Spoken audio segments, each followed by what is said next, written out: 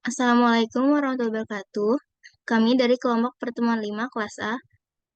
Pada kali ini, kami akan presentasikan tugas mata kuliah Metodologi Penelitian Komunikasi Kuantitatif semester 119.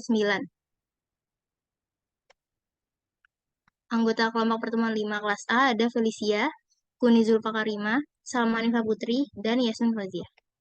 Ini adalah referensi yang kami gunakan, yaitu buku Research Design dan The Practice of Social Research. Selanjutnya akan dijelaskan oleh teman saya.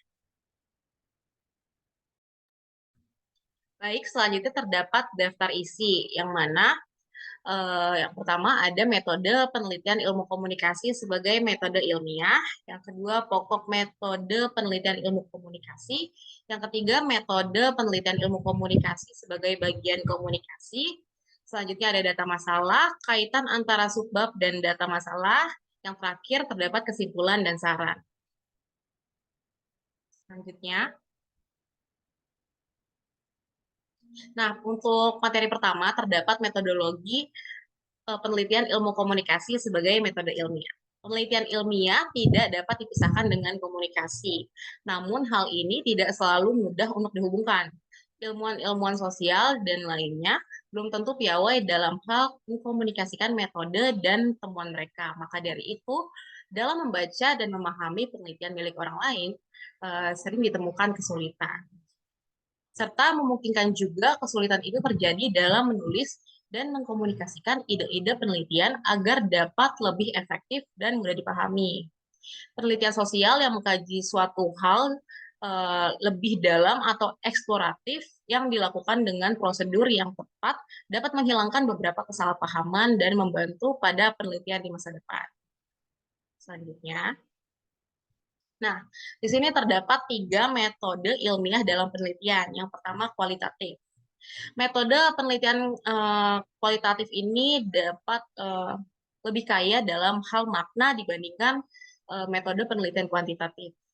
Yang kedua, terdapat metode kuantitatif yang mana memiliki keunggulan dalam bentuk angka dibandingkan kata-kata sebagai ukuran. Namun,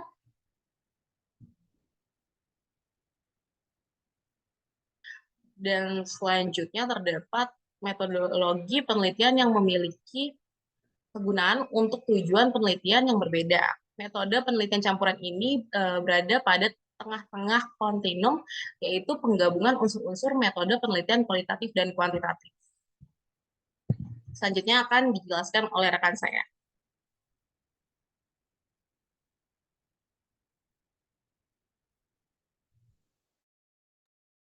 Jadi di sini ada pokok metode penelitian ilmu komunikasi. Dalam menyusun metode penelitian yang ideal, Baby mengusungnya dalam 3 tema.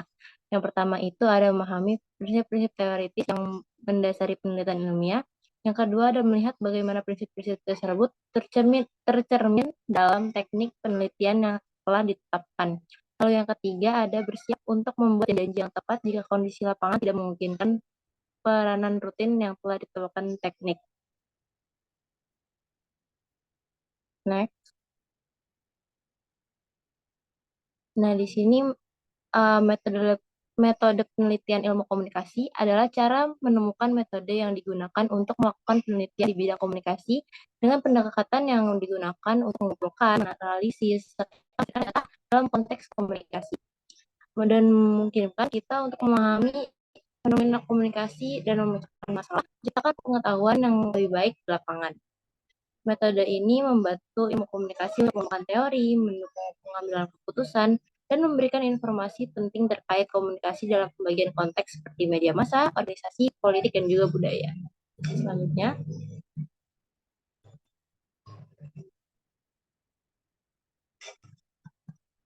di sini ada masalah, di mana Mahmud MD mengaku bodoh amat data pribadi bocor. Netizen nggak heran banyak hacker yang bisa bobol. Dan di sini tuh ini adalah referensi dari masalah kita, di mana di sini Pak Mahfud MD sempat berkata kalau banyak yang tidak percaya bahwa data pribadi saya dibocorkan oleh Bjorka hacker. Saya tak ambil pusing dan ingin tahu. itu selanjutnya ada juga ungkapan bahwa data pribadi saya bukan rahasia, bisa diambil dan dilihat saja di Google atau Wikipedia. Di sampul buku, di sampul belakang buku-buku saya juga ada data pribadi saya. Lalu dia menambahkan bahwa data pribadi saya itu terbuka, tidak perlu dibocorkan. Lalu salah satu warganet katakan, dengan sikap pejabat publik seperti itu, wajar saja bila banyak hacker seperti biorka yang mudah membobol data.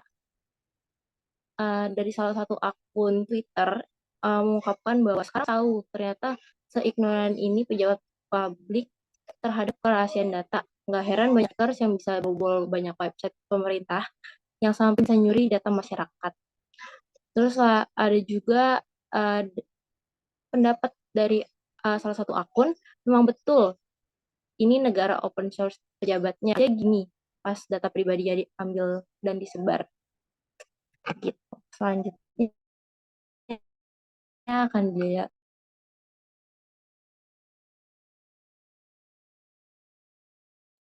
Baik, selanjutnya di sini ada kaitan antara sebab dengan data masalah yang sudah dijelaskan oleh teman saya tadi.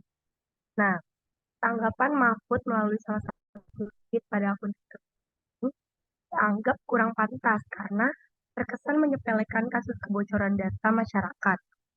Nah, sebagai mahasiswa ilmu komunikasi, hal ini tuh cukup kami pahami dikarenakan masalah yang terjadi bukan hanya persoalan kasus kebocoran data, tapi juga masalah dalam komunikasi Mahfud MD sebagai public figure. Dalam komunikasi massa, selain menjadi berpesan, komunikator juga berperan sebagai gatekeeper yang berperan untuk mengemas agar semua informasi yang disebarkan tersampaikan dengan baik atau bahkan menjadi lebih mudah dipahami oleh para audiens. Ya. Selanjutnya ada metode penelitian ilmu komunikasi sebagai metode ilmiah.